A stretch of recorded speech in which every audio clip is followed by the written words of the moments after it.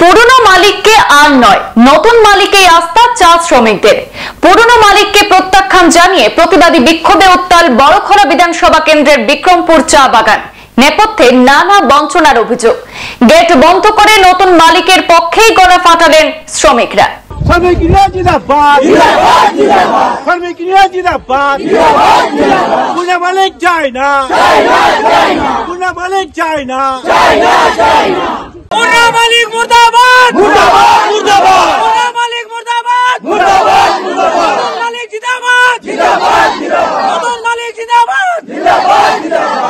হঠাৎ করে চা শ্রমিকদের ক্ষোভের আগুন জ্বলে উঠল বড়খলা বিধানসভা কেন্দ্রের বিক্রমপুর চা বাগানে।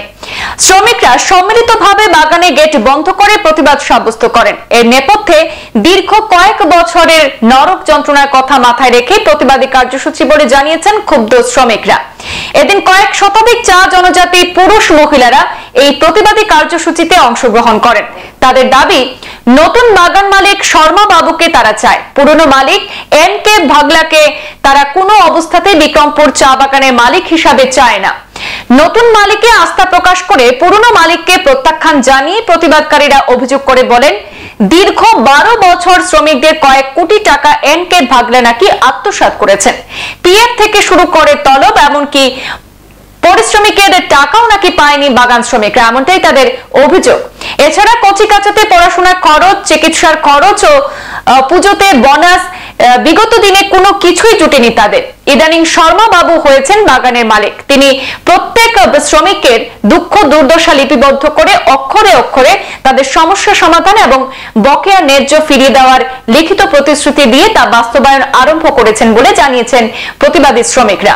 ঘটনাস্থল থেকে জেনে নেব আমাদের প্রতিনিধি জুবাইর আহমদের কাছ থেকে বিস্তারিত বিষয়। নিউজে আপনাদের স্বাগত। আমরা এখন দাঁড়িয়ে আছি বড়খলা সমষ্টি বিক্রমপুর চা বাগিচার একদম কিনারে। এখানে প্রতিবাদ সাব্যস্ত করা হয়েছে। এখানে হাজার হাজার লোকের তথা চা শ্রমিকের ইউনিয়নের পক্ষ থেকে এখানে আন্দোলনের ডাক দেওয়া হয়েছে। কিসের জন্য আন্দোলন, কেন তারা এরকম চা শ্রমিকরা আজকে কাজ বাদ দিয়ে এখানে আন্দোলন তৈরি করেছেন, সবিশেষ তথ্য এবং তাদের মন্তব্য কি বলবেন আমরা নেওয়ার জন্য চেষ্টা করব। দাদা, কি বলবেন আজকে আপনাদের কি হয়? আমাদের এই যে বিক্রমপুর বাগানে আজ 12 বছর থাকি, আমাদের এখানে যে অবস্থা আমাদের পূর্ণা মালিকে যে করেছে অবস্থা এমন কি আমাদের শ্রমিককে এমন কষ্ট দিয়েছে, কষ্ট দিয়ে আমাদের বলবো কি আর, চোখের জল আসছে।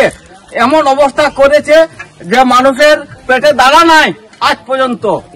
হ্যাঁ, আজ 3 সপ্তাহ থাকি আমাদের তলব রেশন নাই।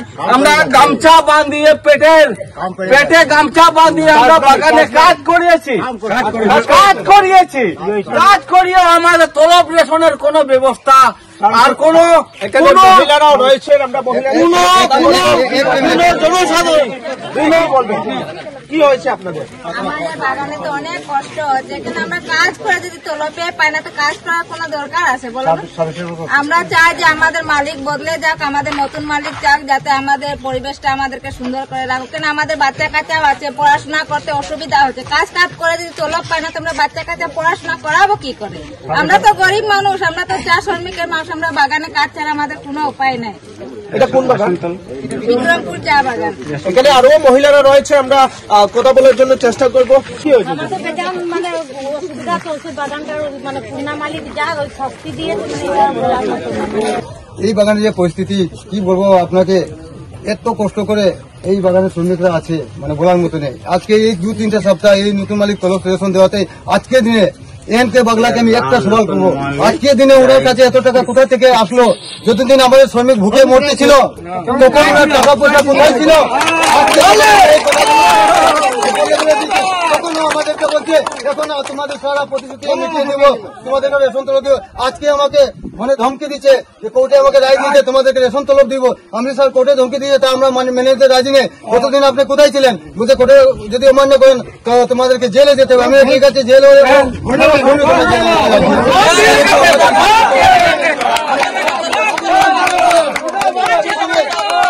যখন আমরা ভুকে মরতেছিলাম। 8-9 সপ্তাহ থেকে রেশন ছিল না, 5 মাস থেকে শ্রমিকদের স্টাফ সার্ভিসের বেতন ছিল না।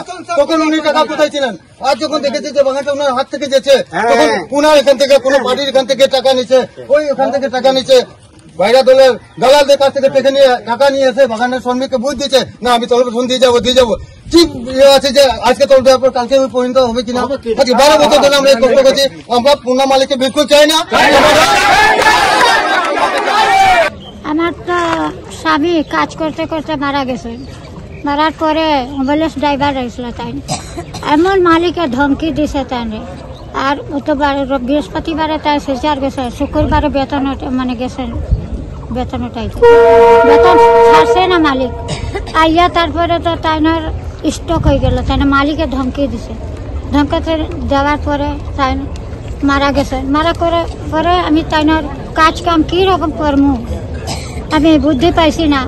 বেতন কইতে আসি, বেতন দেয় না। পঞ্চায়েতে লইয়া যাই আর আমি তারা কই দে জায়গা কহু দের না। তারপরে আমি 2বার কাগজ লেখে করে দেওয়া হয়েছে, ওটারও কোনো কিছু না। এখনো বেতন বাকি আসেনি? বাকি এই মালিক আমরা 1 মাসের দিয়েছে। আর আগের মালিকে কিছু দিছে না? না দিছে। টিএবিএল সব বাগানের কি অ্যাম্বুলেন্স চালাইছেন? হ্যাঁ। কতদিন চালাইছে? 22 বছর।